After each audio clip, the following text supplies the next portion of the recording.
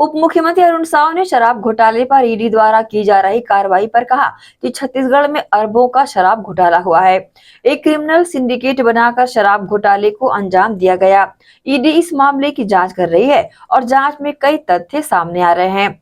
उप मुख्यमंत्री साव ने कहा कि कांग्रेस सरकार के द्वारा जो राज्य के खजाने को लूटा गया था, वो अब धीरे धीरे उजागर हो रहा है।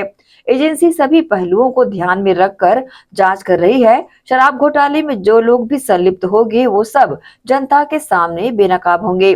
डिप्टी सीएम अरुण साव ने पटवारियों की हड़ताल को लेकर कहा कि सरकार के संज्ञान में ये बात है।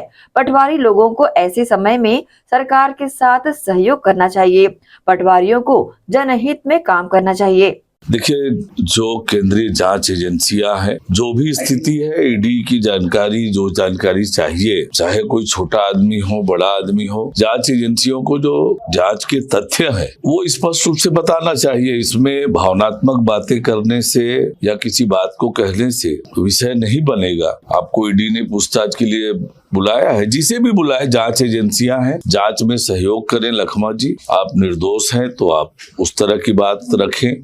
ईडी सभी बातों पर विचार करेगी और निश्चित रूप से ईडी को आपको सहयोग करना चाहिए। देखिए, छत्तीसगढ़ का एक एक व्यक्ति इस बात को जानता था कि छत्तीसगढ़ में शराब घोटाला हो रहा है। कैसे शराब दुकानों में दो दो काउंटर बने थे, कैसे नकली होलोग्राम का उपयोग किया गया था और किस प्रकार से एक ऑर्गेनाइज्ड क्रिमिनल सिंडिकेट बना करके शराब घोटाले को अंजाम दिया गया, ये छत्तीसगढ़ के आम लोग जानते हैं। और इसलिए न तो ये पॉलिटिकली मोटिवेटेड है और ये कांग्रेस के सरकार के रहते हुए ये जांच शुरू हुई थी। जांच प्रक्रिया है, केंद्रीय जांच एजेंसी पर सभी को भरोसा करना चाहिए और जो तथ्य है वो ईडी को बताना चाहिए। देखिए, ये ईडी की जांच की प्रक्रिया चल रही है।